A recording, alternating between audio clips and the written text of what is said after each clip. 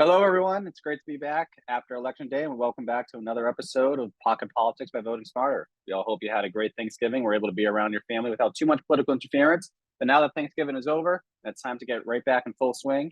So, what we have in store in this episode is the GOP narrowly winning the House and the 2024 presidential election. Starting off with the GOP narrowly winning the House as of Friday, the 18th of November. Panel, the GOP barely winning the House, losing the Senate.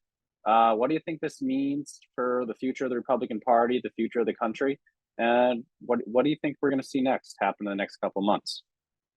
I think that straightforward, it will hopefully lead to a reorganization of the Republican Party and some self-reflection and maybe cutting out some cancer.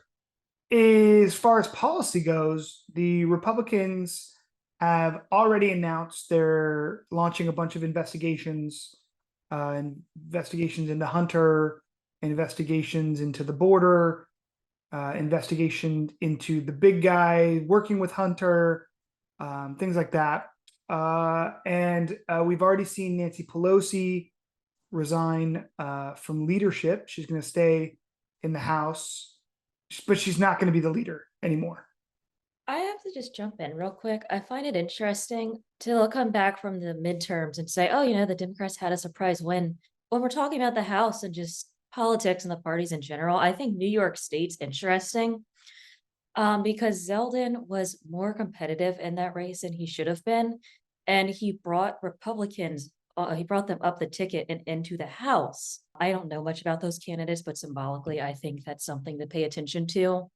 If I was a Democrat, I would be looking at New York and say, oh, well, that was really close. As a Republican, I think the fact that they won the House very narrowly, they're going to have a very hard time getting anything done because Democrats aren't particularly going to want to side with them on anything. And then because they have such a slim majority, they're going to have to cater to the more radicals in the party, like the Trump wing. So if they wanted to, as Terry said, cut out the cancer, they would have had to have won very big. So they wouldn't have to be constrained to that like small faction, or they would have had to lose so they couldn't get anything done. And the fact that their first moves are just investigation, investigation, investigation, that's clearly politicized.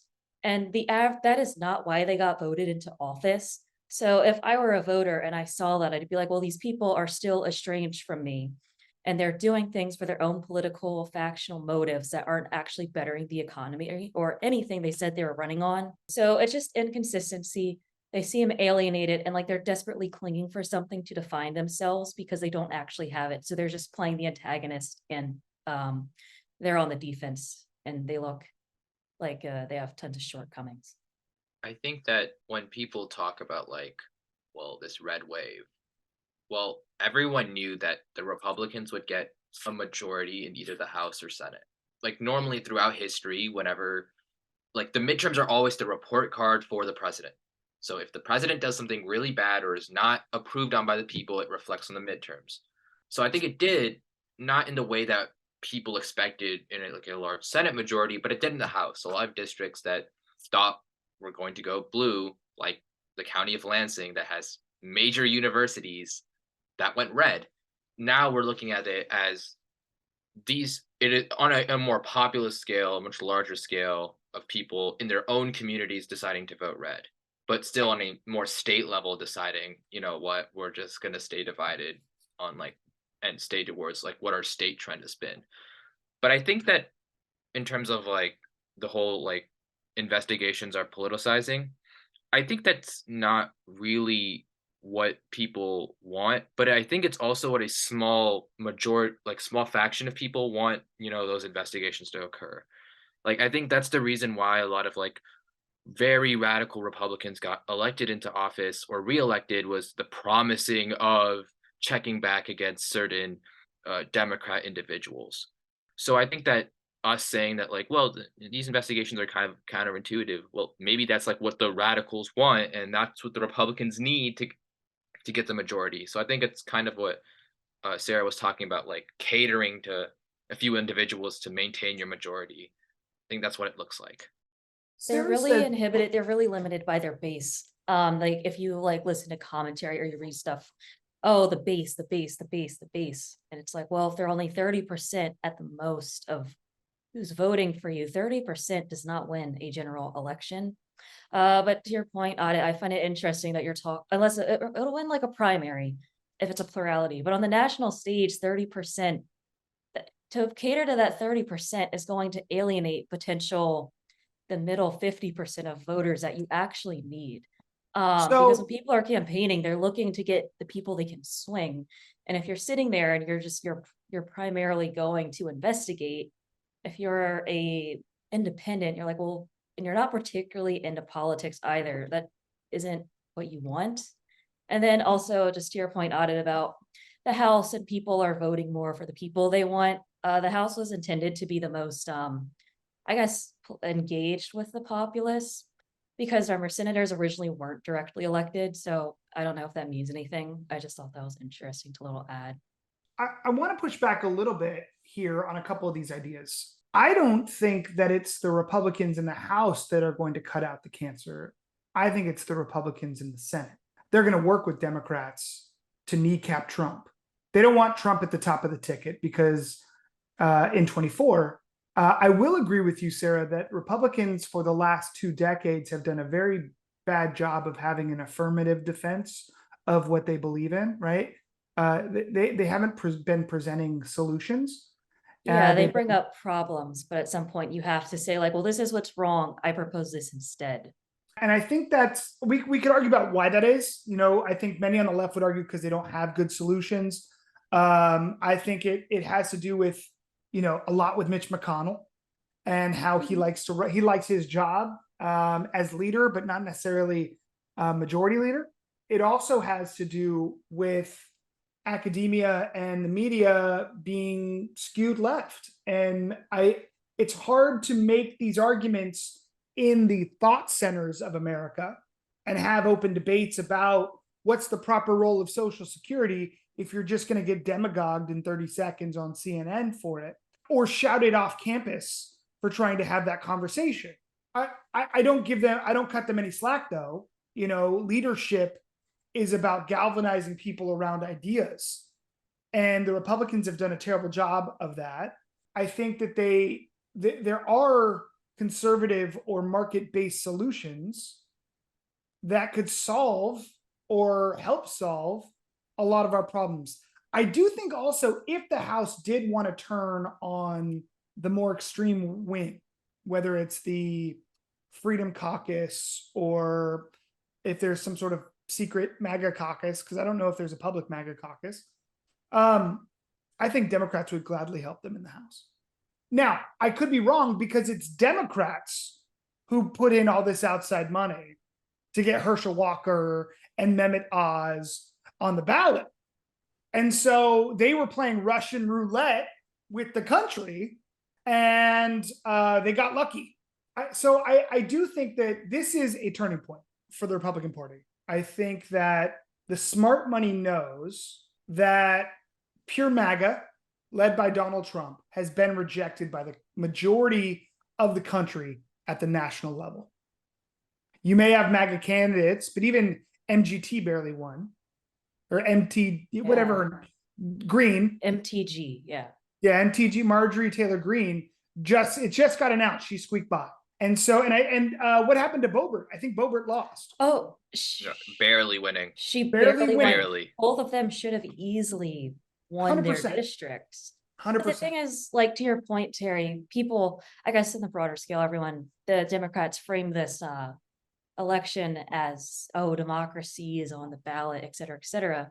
And that's been the general rhetoric since Trump was elected in 2016. Like the Washington Post changed their headline to say it always says democracy dies in darkness. But the thing is, people conflate democracy with like always making progress and always going forward.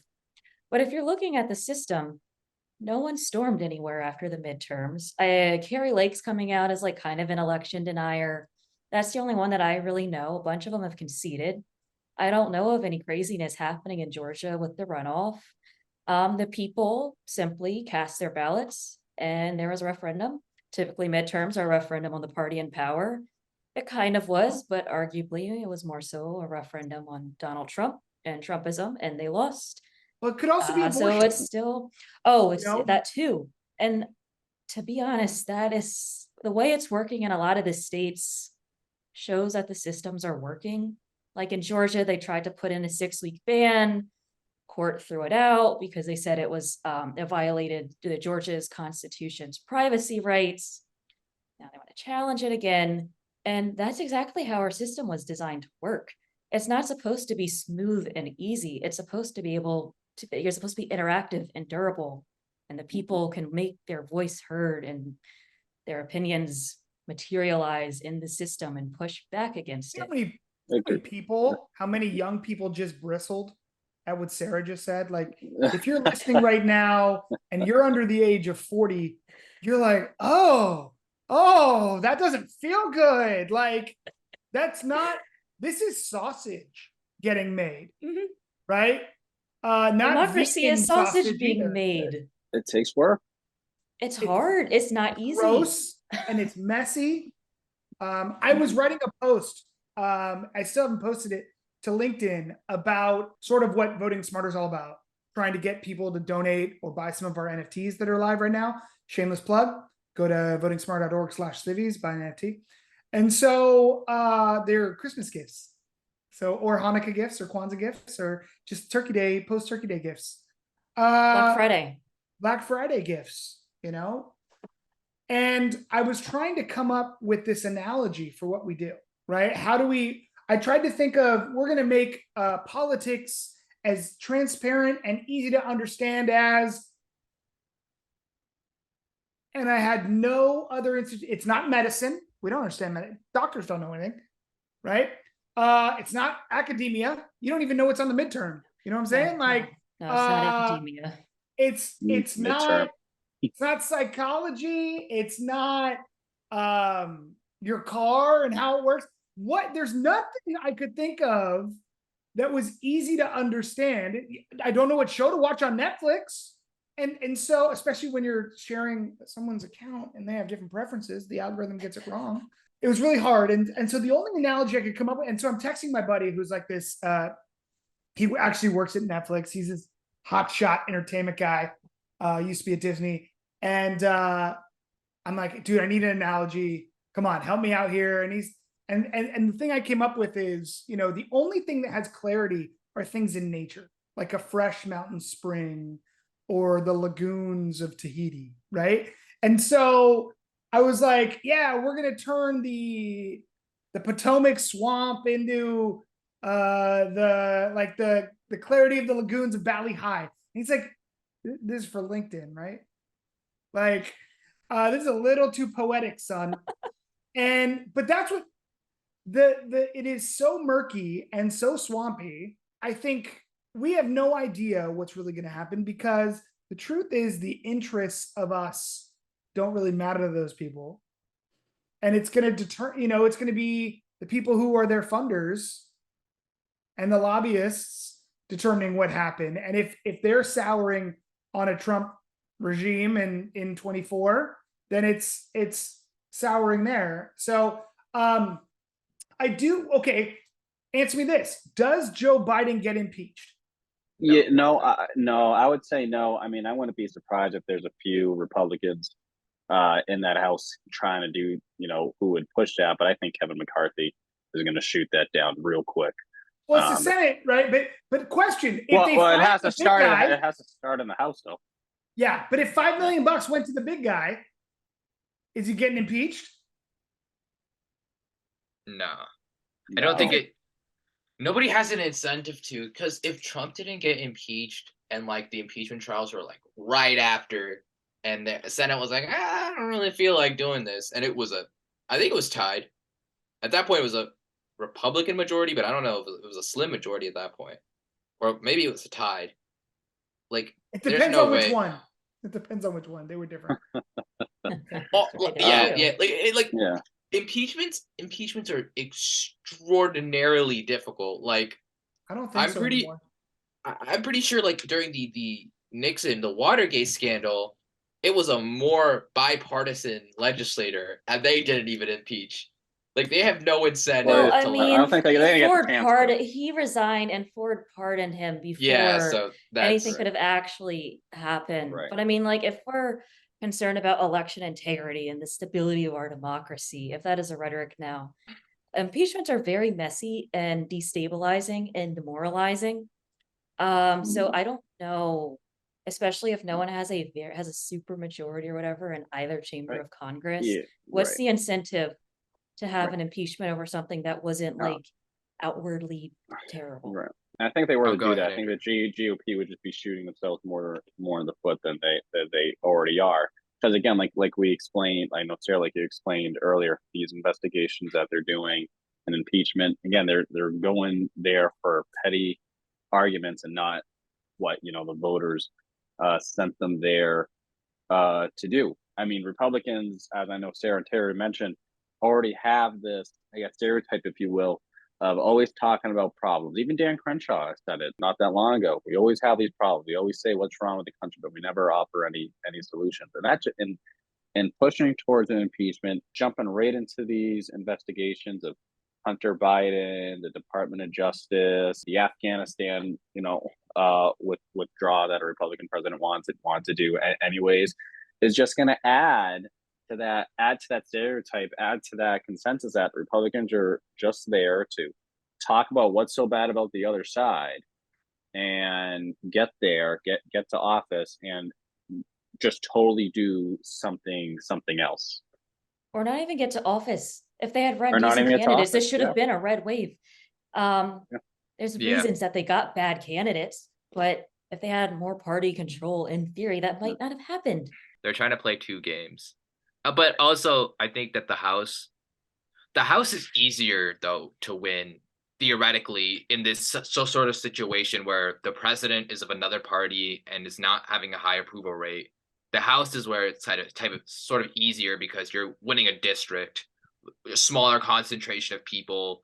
So maybe you get the people in that area to be mad, and you can throw specific candidates that may not fit the whole party agenda, but they'll win the district. So I was just like, this is kind of interesting. Like these candidates are not very good, but also I think that like I don't know how viable this is for a long-term strategy just to like throw a candidate in there that wins one term and then 2 years go by, Republicans are failing and then they get booted out. And now you're scrambling again, trying to create that same sort of like political energy around like, oh, Democrats are failing, elect us in. It's not a sustainable strategy for Do you Republicans.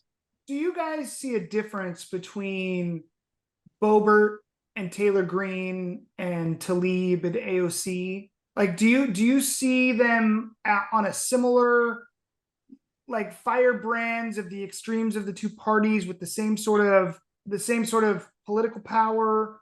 What, or do you see them differently? Because this sounds like who you're describing. I think ideologically, like if you were to do they would be similarly apart from the middle. But I think in terms of like who actually respects them at Congress as like legitimate political people, it's not that like one is more credible than the other. It's just like the position of like, hey, I'm proposing a lot of policy. I'm also in a more popular district. I'm also like in certain, Has AOC sponsored bills and Talib sponsored? Like, do they have a lot of wins?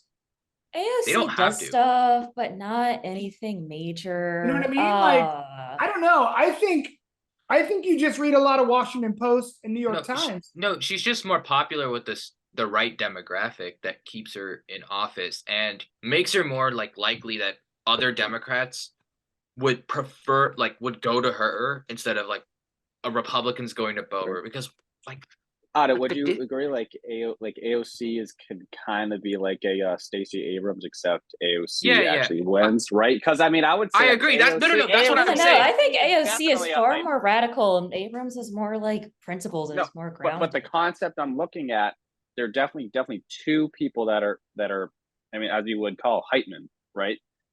Promoting promoting the progressive agenda. The difference is one of them wins their elections and the other one doesn't. But I think their idea of, I mean, those But I two mean, candidates, I would okay, say, if you were to definitely flip pushed. them, put AOC in Georgia, put Stacey Abrams in New York, It would they'd be be the the same. same. I think Look- Stacey Abrams would win Fair, her New York fair. district, and I No, don't no, no, think no. AOC would win in Georgia. Look, Stacey Abrams is intelligent. Yeah. Yeah, Stacey Abrams is not a populist. AOC is populist. But no. I'm saying I think that Marjorie Taylor Greene, Lauren Boebert, Rashida Tlaib, AOC, Congresswoman Omar are vapid. I Mhm. find them vapid. interesting. Yeah. And I don't find Stacey Abrams vapid. She's more of a Susan Rice or a Michelle Obama. Like if we're using women as the example, right? Sort of a principled progressive, or she reminds me a lot of Katie Porter. And so my congresswoman here. And so I don't find any of the 5 members of the House I listed impressive or No. intellectual, but I do find them speaking to parts of their party that most people label as the peripheral of those parties. But like, okay, if we're gonna look at Robert's district on a map, it is literally like the westernmost part of Colorado. Like it's not Denver, it's not any of the metropolitan areas. It's like rural Colorado. It's Southern Western Idaho, part. I believe, is what they're trying to be called. And You know about AOC that, is right? AOC is New York. I'm pretty sure her district is in one of the boroughs. Yeah, I think she's it's Brooklyn. Brooklyn. Yeah, it's in Brooklyn. Yeah. There we go. There we go. Like Don't you think Brooklyn and rural America are identical? Yes, because they're so out of touch with the average person that in theory, if you put them on the political compass, they would be They're two they microcosms. would be on the opposite sides of No, one another, but they would but- be on the same level. but like They if you think just about are it, in like ideological foils. if like how do I say this? Like when He's on the debate Okay. team. He can't change his mind. no, as someone that's currently residing in a small town, Yes. people don't care about politicians that come from a small town unless like you're a senator and you have a large reach or an important key vote. Like Boebert's not going to control the swing of elections, but AOC, who has a Brooklyn vote, has a lot of pull with a lot of base. So like That's fair that ideologically, they could be she's- different. She's That- adjacent to a power center where she gets a lot of free media. If that we cannot disagree with that. So let's take Congresswoman Omar. Right? She's from outside Minneapolis or Minneapolis. So it's Yeah. not the same political reach. So she sort of associates herself with those people, like Yeah. with AOC, because she understands like I don't have New York media to give me Washington Post headlines every day. Well, yeah. But if I put myself in that group, I can. Which is why I'm agreeing with the premise that like Yeah. they are identical on if you put them on the But they have they're- more power. But they have they're more power. equidistant, but they have more power because they are more sustainable to win. Like Boebert barely won. AOC demolishes her opponents every time. And so like it's a more sustainable political candidate. It's someone that like a party can go to and say like this is someone like we can trust and vest resources into more than the other. Not that they're again probably like a Zoe Lofgren who's a centrist Democrat in like the Bay Area would probably get more political capital than AOC or either of them. But it's just relative. I think AOC is just in a better position to Geographic. garner her more. Okay. Well, I mean, we're garner also more kind of resources. ignoring the elephant in the room of like the media, to be honest. They love the progressive left. If you think about how far they have swung in some of the ideas they have just accepted and promoted, without if a normal person sat there and really thought about it, they'd say, why are you going along with this so easily? It makes them money, it makes them look good. Oh man, what is the term people use? Not a Monday night quarterback, but like when you say lots of pretty words and it just like makes people like you. I can't think of the word right now, but yeah, I mean the media, Progressive. yeah, the media just hypes them up. So- And I do not want to sound like the typical, oh no, the corporate media elites are against us, but they do. The media does have a stronghold Well, and because they are more of a voice. So if AOC comes out and says something, there's tons of news outlets ready to defend her. So even if she doesn't pass anything in Congress, it doesn't matter. Rhetoric is incredibly important, and just But- being present in So- American politics has a ton of power. I agree, like, but the reality is small areas or like small regions like Western Colorado don't matter like a big city like Brooklyn until you have a key swing vote like Manchin, and now everyone starts to care about West Virginia and what West Virginia thinks. Mhm. So Well, I don't know. Well- Steve Scalise is a very powerful congressman from Louisiana. I Well, hear he's what you're a saying. majority whip, isn't he? Or was the majority He whip? was the whip. yeah, That's so right. that's different. I think So I think that's a different scale because his position his as the position whip- gives him more the power. power. Than, But how did he get that position? Is what I'm saying. What Newt Well- Gingrich was from South Carolina, North Carolina, I am not too sure. Georgia. He was from the That's- South. Look, I think that I will grant you proximity to media and elites with money gives AOC an advantage that the other Democrats and the two Republicans I mentioned doesn't help. I'm going to say it here, and I also think her beauty has something to do with it. I think Yeah, her she looks good on mastery, magazine covers. her mastery of social media has done it. To fill in, just so our viewers know, yeah, Newt Greenwich, who was the 50th Speaker of the United States House of Representatives from 95 to 99, and he was for Georgia's 6th congressional district. Georgia Yep. 6. So I agree with you in today's day and age with how technology and money affect politics. She has an advantage. But okay, so let's go. We were talking about sort of the House and the right, change I in want- the House. And I want Yeah. to circle back because we're leading to something really good about where the GOP's future is in the House. But I think another take we should look at, Nancy Pelosi stepping down from leadership, right? Where does the House Democratic Party go from here? I feel like that's another great thing we should look at. From what I'm reading, is it Hakeem Jeffries is going to That's be what I've heard. the minority leader? And I would argue that Pelosi was like a progressive wannabe to me, where Jeffries is a progressive.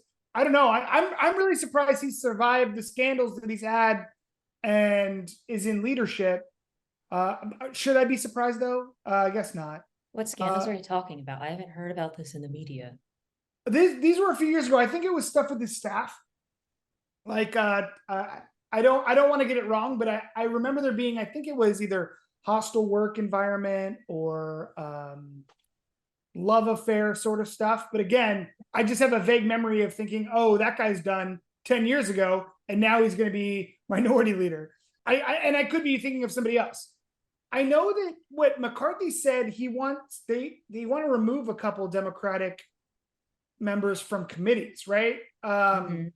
Fartwell, or Swalwell. Everybody, all the people on the right make fun of him for farting on an open mic and during an interview. I really think it's more about, ending up in a love affair with a Chinese spy. Yeah, you probably should not be on the intelligence committee if you fell into a honey trap. And then they're trying to get Adam Schiff off, I think, judiciary. These are these really stupid, petty fights. I think that wouldn't we all just love to see this narrowly held two chambers come together and make some really cool legislation? They're not gonna, but we have some real solvable problems. And they, in my opinion, right, you got to start at the border. And because that seems the most easily solvable if Mexico's still okay with the stay in Mexico policy. And so, or remain in Mexico policy. I think the future of the Democrats is uncertain. And so I think I'm going to steal your segue here, because I think it's going to be the top of the ticket that determines the future of the Democratic House and Senate. And if it's Joe Biden, I don't know. If it's, this winter is going to hurt Putin.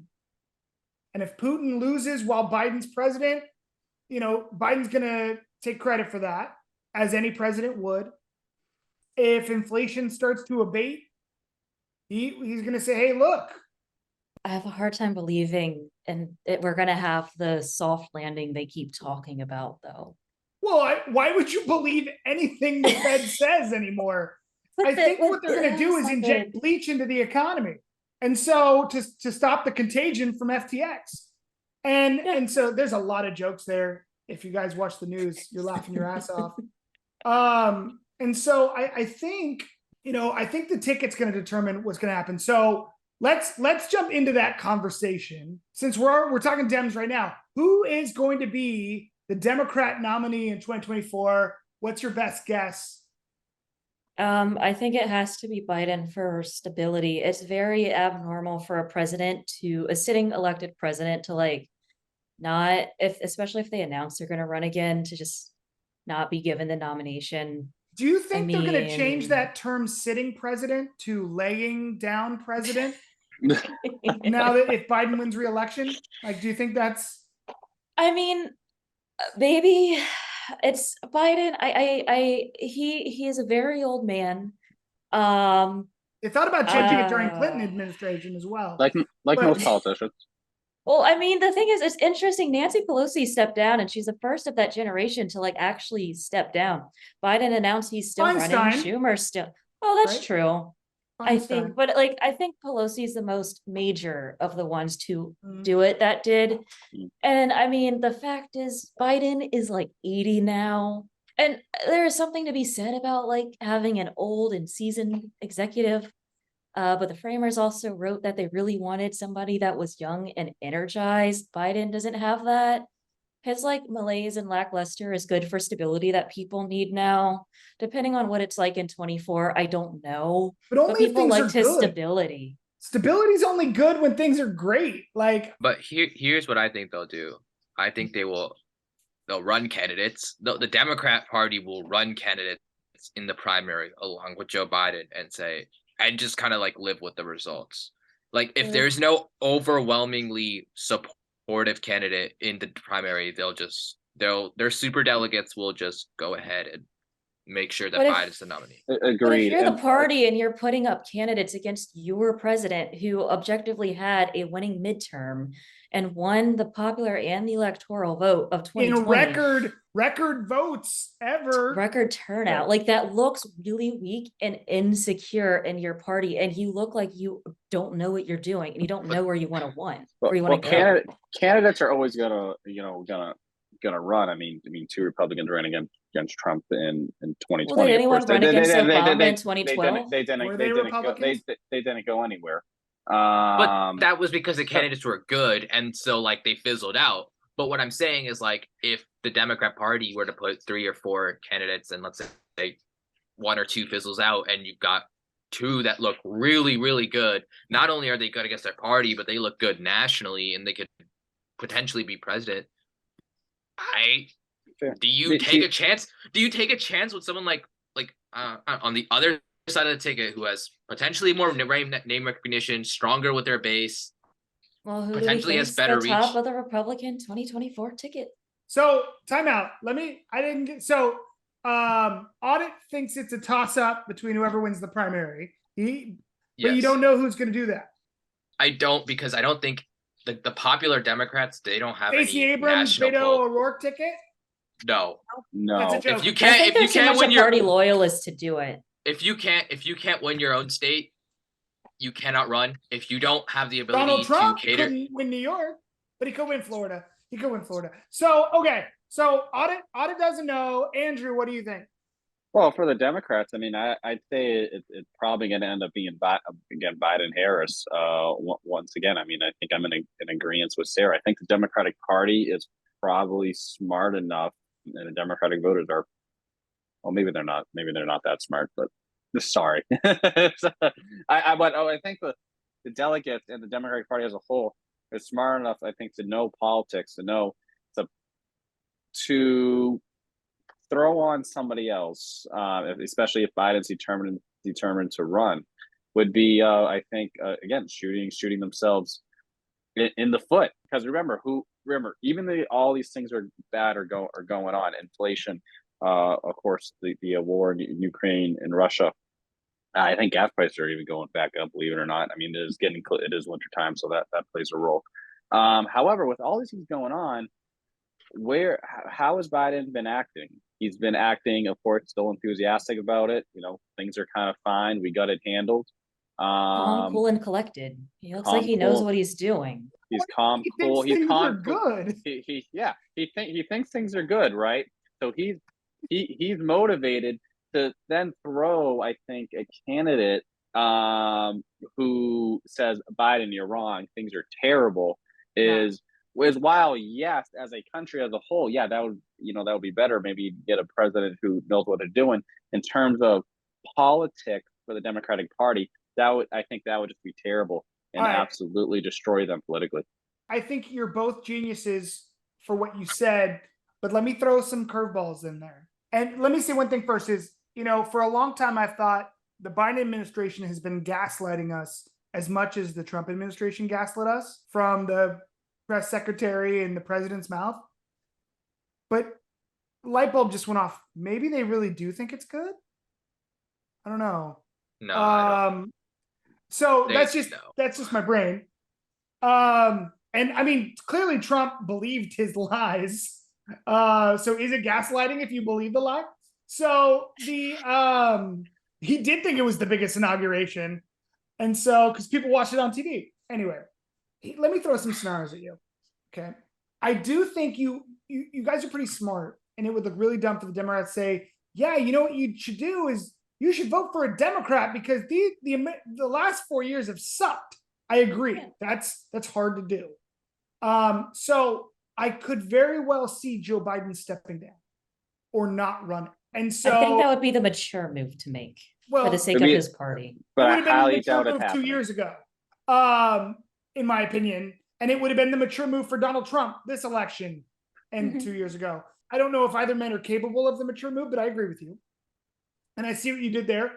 Second pun of the night, mature move. I like it. He is very mature. I do think that there's two other paths that take Biden off the top of the ticket. One is the 25th Amendment. If his numbers are in the pooper 18 months out, I think you're getting his administration is like they can put all the blame on his mental health and save the country from it before the election. Right? And sort of they could do that. Or they join those impeachments if there is a little bit of smoke around Chinese money or Ukrainian money illegally going to the Biden family, like the Republicans allege. And they let him get impeached, Kamala pardon him, and then they're both toxic and can't run. And then they get a clean primary. I will make the prediction. I don't think Biden is at the top of the ticket. Sadly, I think he's either ousted, retired, or dead. I just don't think he can handle it. I don't think his body and mind can handle it. It broke younger men in better health. And that's not a knock on Biden. I'm not trying to say that. I'm just looking at him physically and mental. And lately he's looked good, to be honest, better than he had. But yeah, I don't see him at the top of the ticket. Anybody jump out at you? Is it if he's not at the top, is it Kamala? Is it Mayor Pete? Who's at the top if it's not Biden? I think here's the thing, though. Another thing that I was thinking about is like the Democrats don't have anyone that is popular enough that can attract moderate voters. So what if they just run Biden and give that candidate the ability to like put them on the national stage so they can have the opportunity to gain popularity amongst moderate voters? They don't win, that's fine. You could see them in 4 years again, but you got a taste of like what that looks like. I think it would be most strategic for them to cut a backroom deal with Biden and have him step down. So that way it looks like a peaceful and consensual transfer of power. And then If they run somebody else, you look weak and you're questioning your party. If you sit there and say, oh, the last 4 years were bad, then it's, why do I want another Democrat then if you're the next one of him? And I mean, in theory, if you're worried about something like happening to his health, well, that's terrible for the nation. Nobody wants that. I think for stability in politics, if they don't want Biden at the top of the ticket, it's just best. I don't know what they're doing, but I think in theory, it's best to just cut backroom deals, smoke-filled room, and say this is So what's let's up, say that and ask him to happens. step down. Let's say it's either medical dirt or dirt on whatever, or if Biden's not willing to leave the top of it. So let's say that happens and Biden's not there. Is there any name? And if you can't think of one, just say I can't think of one, because I think that's interesting as well. Is there any name that pops out to you that says this person has a real, makes me think that they could be president on the left right now? Maybe Pete. I don't know. I don't really think about the Democrats I'm gonna ticket say that it. I'm gonna much. say It's a not as name. interesting. Okay, so I, as you know, go to a school that I don't live in Michigan, but it's interesting to see what people think about California. So I was like, this conversation randomly came up, and people were like, "Yeah, I like Gavin Newsom." I was like, "Whoa, oh, what? Okay, person from Illinois. That is a bold statement." But I He's mean, not winning in the South. do Democrats not- are they gonna win in the South anyway? Like, I don't think so. I think Gavin Newsom may have an okay. I don't. No, I don't think you're. like I it, think you're. but That's the only name. he I think it has to be a he governor. wins California. He wins the Midwest because for some reason, and this is not one person. This is like 7 or 8 people. We're also like, talking yeah. to college students. Yeah, they're right? college students. They tend to be more radical anyway. No, but like it's Gavin Newsom's not a radical dude. He's like literally moderate. He just says radical things to appease the California base, but doesn't do anything that radical anyway. I'm gonna have to think buy an that electric he's- car in a couple years. Yeah, that's a little radical. What they're doing in San Francisco with giving out the checks, that's kind of radical. I mean, that's happening in his state. I think he's kind of radical. We'll see. If I he's think considered moderate, then I'm concerned. he's definitely the front runner. Anybody have another Right. name other than Newsom? What about Whitmire? Or Whitmer? I could see that. Fuck. Gretchen Oh Whitmer. God, what the hell? No, Well, I Michigan mean, Sarah please, Palin? Like, No. I don't. She reminds me of Sarah Palin. Am I wrong? Oh, I can see that. Yeah, I see that. I don't know why, but I see that, Terry. All right. All right. Now we got to flip. Now we got to flip the script. We've been talking about Okay. Democrats a lot. Yeah. All right. Republicans, as some of y'all may have seen, Trump did announce for the 2024 presidential election, as far as we know, only Republican candidate to do so, or really the only, I guess, major party candidate party Biden. to do I think so. Biden Biden said did. he's running. But did Biden do? Okay. All right. Not surprising. The two most notable Previous picks presidents, of yep, previous yep. presidents. Right. Party leaders. Yep. Right. So I know we were just talking about how, the idea of the Democratic Party and who should be their nominee for president, Biden or someone else. For the GOP, and I feel like, among the panelists here are going to have a much different answer for the Republican nominee for president. Does the GOP find itself smart putting Trump back on the top of the ticket? No, No. not at No. all. Oh, No, they're going Agreed. to. McConnell's going to extend the January. He's going to make a deal with the Senate, and they're going to have a expanded January 6th, and they're going to put him on a spit and roast him. I really think. Agreed. I think that's their only play. They say, "Forget you, House. We can do this," and they have plausible deniability, and they clean out the Republican Party, and they can shift all of the MAGA Agreed. non-nut jobs, right? Because there's plenty of people who supported Donald Trump that are not nut jobs and racists, and they can shift those people to Ron DeSantis.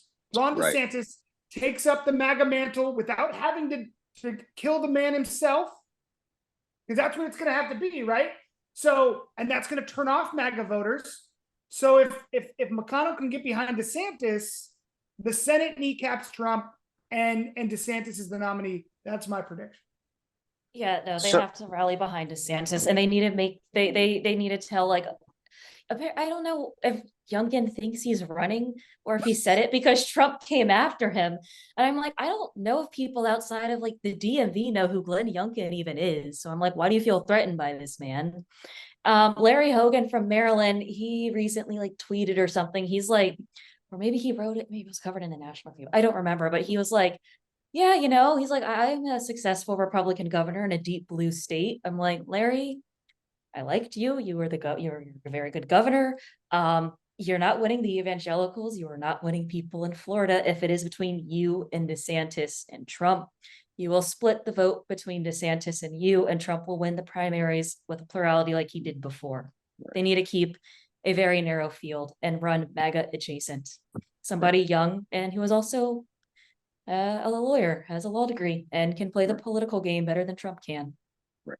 So let's say DeSantis is the front runner. I mean, who's his vice president? I mean, I thought of a couple of names. I mean, you have the governor over in South Dakota, Kristi Noem, who I think has been trying to raise her popularity a little bit. I know she was campaigning in Arizona a little bit. I know she's kind of on the MAGA side. She's around 50. So when DeSantis runs it, do you think he takes another MAGA candidate, a MAGA type candidate with him, or do you say he runs somebody more moderate Republican? I think he takes a more moderate Republican. Give me like a guy like Tim Scott or someone of that nature, like some that doesn't have the target on his back that that Kamala Harris has or Donald Trump has. Something that very moderate guy, someone that if he ran as a Democrat, you'd be like, oh, okay. Oh, so like Larry Hogan. What about Charlie? What about Charlie Baker up in Massachusetts? What about Sununu? What about Youngkin? Like they're all just bland, moderate, bread and butter conservatives. That's the Mike Pence choice, right? Mike Pence has the evangelicalism that scares off young people, though. No. I'm not saying choose Mike Pence. I'm making the analogy that's why Trump chose Mike Pence, because it was sort of that somebody you'd expect. Look, I'm actually my dream for the Republican Party would be Nikki Haley at the top of the ticket. I think that a DeSantis Haley ticket would be strong. I think a DeSantis Scott ticket would be strong. But I do think that both DeSantis and Haley were good governors from their state's perspective. I think they both handled hurricanes and big state emergencies. I like Haley because she was Secretary of State, right? No, I think she was a UN ambassador. UN ambassador. I'm sorry, UN ambassador.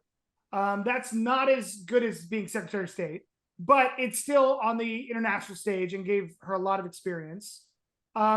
Florida is like its own country, and it's adjacent to all these Central and South American countries, and so it's a very international state. Just because of Disneyland, and Miami and all that, and so it's still a good state to lead, I think, to be an effective president. But yeah, I mean, who else do we see? I look, the Republicans need some melanin on the ticket. They need, they need some women on the ticket. That's not a reason to pick anybody. Right. How about maybe a Tulsi Gabbard maybe getting thrown in there? Do you ever see her maybe running? Because she has been. Oh yeah, she defected from the Dems. She was on like, was it? And she was supporting Don Bolduc's campaign. Yeah, that would be crazy. That's Trump's running mate. No, but so here's my thing. Like, I think DeSantis is crazy in Florida. Like, if you look at the districts that voted for DeSantis, like West Palm Beach, those are New Yorkers. Miami has a Republican mayor. Okay, but Miami, like, for the last 3 or 4 presidential elections, has been bluer than this shirt I'm wearing. And but so red. The Republicans from California, the Republicans who left California went to Texas, but a lot of them went to Florida. Yeah. And so there's been a shift, right? Yes, Miami has a Republican mayor. And so I do think, and Hispanics have moved to the right. But in Texas, we also see more blue voters from people moving from California and other liberal states. The Democrats, more Democrats went to Texas than Florida. Because remember, Florida's crazy for them to go to. If you talk to California, Florida, I couldn't do that. They're crazy in Florida, right? West Yeah. Palm Beach is literally like millionaire Democrats Could historically. COVID have killed all the old Democrats in Florida? No, I don't think No, so. they wouldn't have left their houses. They don't have to. They got unlimited supply of Uber Eats. Like, Exactly. I just think that, see, the reason why Tim Scott came to my head is like during the 2020, like all of those shenanigans, like he was the guy that became kind of the Republican Party's like go-to, like because I his wonder race. why. Like I wonder, that's the like- one time I've seen it felt like No, an but- episode of of South Park. But You know, no, but it's like, can we call the one black Republican to come out and say Trump's not a racist, please? Like, But, like- I did not. I thought he got played in that. no, but if you think about it, I think that he can easily denounce MAGA. His policies in South Carolina, or the policies that he's endorsed, have not been like MAGA policies. So he doesn't have to like pivot, do a 360 pivot for some reason. He's going to appeal to, I think he can appeal to young voters and those that are like slightly left leaning that would be like, let's give this guy a shot. But You his, know? he didn't win I don't re-election that know. strongly, I don't think. I think he did. Because I- I saw I- him getting interviewed that night, and they're like, "We can't quite call you race yet." Oh, now we can, and it was pretty late. But maybe I'm I wrong. don't- Maybe a bunch No, of he ballots won. came No, after. he won by 400,000 votes. So I don't That's know a- if What the was the Republicans percentage? even have a chance. Like, 62. with He young won by people. 62%. Yeah, He won 60. okay, I'm dead wrong then. If he got Yeah, 62% he of the was Okay. very, and that's the thing. Like, he's moderate enough, he's young enough, and he appeals to. at the top. You put him at the top of the ticket, or No. DeSantis numbers are historical. Like, this guy is putting up like incredibly good numbers. Yeah, he loses every major city though, for sure, outside Florida. But I think that's where Tim Scott comes in. It's like, I don't really like DeSantis, but I think progressives are looking at. I think progressives vote blue anyway, but like those middle people are like, I don't really like Biden. Let's give this Tim Scott guy a chance. I like him. I don't hate DeSantis as much as progressives do, so I'm not automatically turned off. But I think that let's give it a shot. But also, like, he loses New York, California. Well, I any don't think that Republicans matters losing to him. them. Oh, like, good. That's. Well, I like, think the other historical. thing that would be interesting about putting Tim Scott on the ticket is there's been a phenomenon of black people, black voters, particularly black men. They've been silently defecting from the Democratic Party because they feel like they do not represent them. So I mean, if you could put Tim Scott on the ballot, he is just a run of the mill, normal. But I think he looking gets the evangelicals guy? too. I think he's pretty. Yeah, he pretty does. devout. He's pretty devout. True. True. He would get the black church. He would get like black church people in the South that, for all intents and purposes, should vote Republican. Mhm. But social pressures make them vote Democrat. Well, Right. and No, and but black- history But if and you look like, at if you look at black demographics, black men, like, they are like, black men and women are like historically progressive. Like, even Well, if like yeah, but like this they've slight been deflection is, they've like- been leaving like at rates very that are not small. comparable to what it's been before. So it is statistically significant. it's social issue. A lot of the social issues yeah, in both the Hispanic and the male African American population are driving them to the right. Like if you Right. look at Prop 8 in California, so I don't know if you guys remember this, but there was Prop 8 to ban gay Yeah. marriage, yeah, right? And the African American vote it was went high, was really high for Prop 8 to ban gay marriage. and it was the Hispanic and black vote was Right. ridiculously high, and that's 'Cause- what led to Prop 8 success. And Because- so I think that I wouldn't say that is the case for I would say that black women have gotten more progressive on social issues since Prop 8. But I don't Yes. think black men have gotten more progressive than the me. Because I think now the country, on average, look at what the Republicans are doing in the Senate, right? I think on average, we're like, marry who you want. Okay. And so I would say that people who are against the legalization of gay marriage are outside the mainstream. they might be against gay people getting married, but they don't think it should be illegal. Or they wouldn't enforce it. Right. Mhm. Just They like, just wouldn't approve of it. I mean, and look, I think that's one thing that my Christian and brothers and sisters that I talk to about politics is if you legislate your idea of morality, then you're not really giving people free will. Nope. And And the you're being government is so far from unchristian. moral. What was that? The gov- Andrew? and the government is probably one of the most unmoral things that you could Well, and so possibly like, have. have you guys? I was watching an Instagram or TikTok because I have to spend a buttload of time. That's actually an official amount on social media because we don't have a CMO. And if you'd like to be our CMO, please carry@votingsmarter.org. Send me your resume. And there was have you heard of something called, you may have heard of this, Sarah. I think it's hooping back in the early 1800s, late 1700s. A lot of people think it's how Edgar Allan Poe died. But back in the day, people would kidnap people, get them drunk, dress them up, drug them, and make them vote over and over and over again. I think some people, like me, like to think of the past fondly in many respects when it probably wasn't. And there was voter fraud and election fraud, and there probably always has been and always will be because there's so much money to be made if you can control the government, which is, you know, something we have to talk about, even though we're sort of butting up against our time. But I was surprised by that, but not surprised given the mores of the time. Regardless, I think it's going to be exciting, right? I think I'm hopeful. I think the Republican Party has a moment here to find its voice, to have an affirmative plan, much like the last time the Republicans had a plan, it was Contract with America, 1994, 1996, 1998, somewhere in there. It's what won him the speakerhood. And he and Clinton, right, his Congress and Clinton brought a lot of prosperity to the country with some of those policies. Some also led us to the financial crisis and other stuff. Like, nobody's perfect, right? So I'm hopeful that this turmoil on both the left and the right can lead us more reasoned tops of the ticket. Agreed there, Terry. You know, I think there's one message I want to shoot to, your staunch Republican, your staunch Democratic voters. I want to send a message.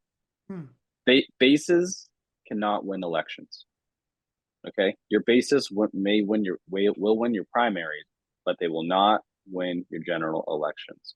Those middle down the road people, those independents, those people who may vote third party every once in a while, those people who ticket split, those people who may vote Republican one election cycle, then Democratic the next, and vice versa.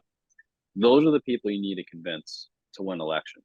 And if you put someone, I think, too far to the right or too far to the left, you're gonna lose. And I think both bases need to really look at, do we throw a very radical candidate with a very slim chance of losing, or do we throw a more middle down the road type of Republican or middle down the road or Democrat who still has that conservative ideas? Yeah, will he be the super MAGA, the super progressive, own the libs type of candidate? No, but you're still going to get your conservative ideas done, or you're going to get your progressive ideas done.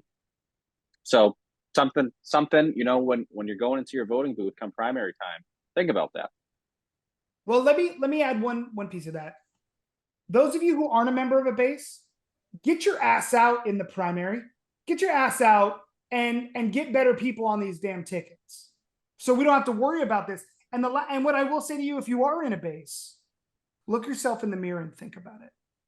Does that base really represent you? Are you willing to hold your nose for people who you wouldn't let watch your kids run your government? Let's stop playing this I'm in this group game. Let's stop voting for the lesser of two evils. Primaries will determine what our country looks like. And if you give up your seat at the table in the primary, moderate voters, independent voters, center right, center left, it's your fault. It's not the extremes. It's not the bases who are the problem. Or It's the just go rest of back us. to the smoke-filled rooms and you let the party elites pick the best candidate because they care about electability and not exciting the base. That will not happen again, but it would be nice if it would. Well, I think Plato might agree with you, but I'm a little bit more Lord Acton, and I want power to, to the individuals. I just want the individuals to exercise said power.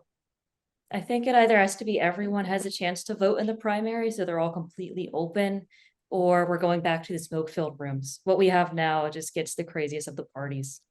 It has to be either of those two extremes. And I think you're right, because I think that if Trump had his way, it would be autarky with smoke-filled rooms. And if Bernie Sanders or Elizabeth Warren had their way, it would be autarky on the left with smoke-filled rooms deciding where you get to live and where you get to work, right? With the state owning the factors of production.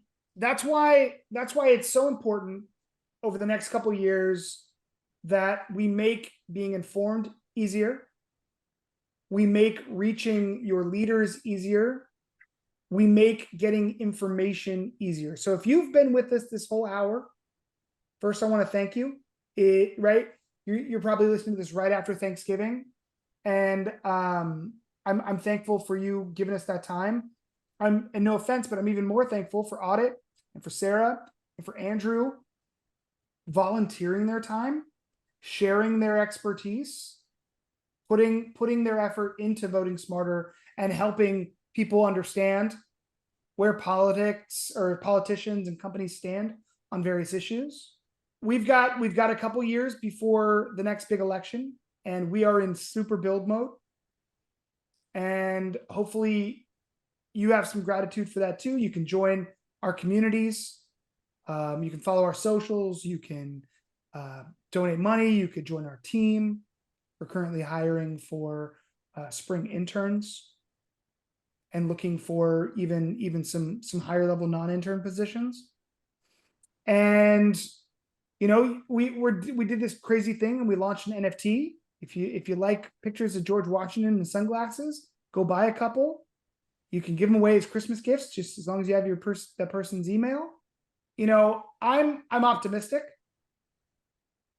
and I'm feeling really grateful for the three of you and the rest of our team of about 25 people, and for our thousands of users and followers, and hopefully hundreds if not thousands of listeners soon. And I hope we all can be thankful a couple years from now that people figured out that politics isn't hard, it's easy, because people like us are working to make it easy. So again, as Andrew said, the holidays can be wrought with politics. And maybe we're dropping this on Black Friday, so maybe last night there were arguments. Empathize with the people you disagree with. Don't ask them. Don't try and prove them wrong. That's not what Thanksgiving dinner is all about. Ask them why they believe it. Why do you think women should be able to have the right to choose about their body? Why do you think they shouldn't? Tell me about your experiences and your ideas to why you feel that way. And don't immediately refute those ideas, even if you know they're wrong or believe them wrong or you have better statistics. Process why and respect them for their why and their reason, and then say, I've got some contrary views. Would you like to hear them? I've got some different statistics that might change your mind, and I'd like to share them with you if you'd ever like to talk about it. People are not their politics. Be thankful for them. They could be gone tomorrow. And so just remember what this time of year is about. If we had more empathy for one another, we'd have a far better country and we'd have a far more functioning government. So thanks, guys. Yeah, for sure. Yes, thanks, Terry. Thank you, Terry. On behalf of everyone here at Pocket Politics, on behalf of everyone at Voting Smarter, thank you for listening. We really love your support. Again, please check us on the YouTube, Apple Podcast, Spotify, wherever you get your podcast. And thank you all. And thank you, Sarah. Thank you, Terry. Thank you, Aadit, for all being here. Appreciate you all. Have a great Thanksgiving. If you're going out shopping Black Friday, stay safe, and hope to see you guys all soon. And use our Chrome extension on Cyber Monday. Right? Go to the Yes, Chrome store that is right right. now. Right? Go to the Chrome store right now, download it, take the quiz, find out if Walmart is where you should be buying your gifts, or if they give money to a bunch of right-wingers and you don't like right-wingers. Then you got to go to Target. Or maybe you love gun control. Maybe you hate it. Find the brands that match your values. So make sure you're giving the gift of change as well as PlayStation 5. All right. All right. Do well, everybody. All right. Bye, everybody. Bye.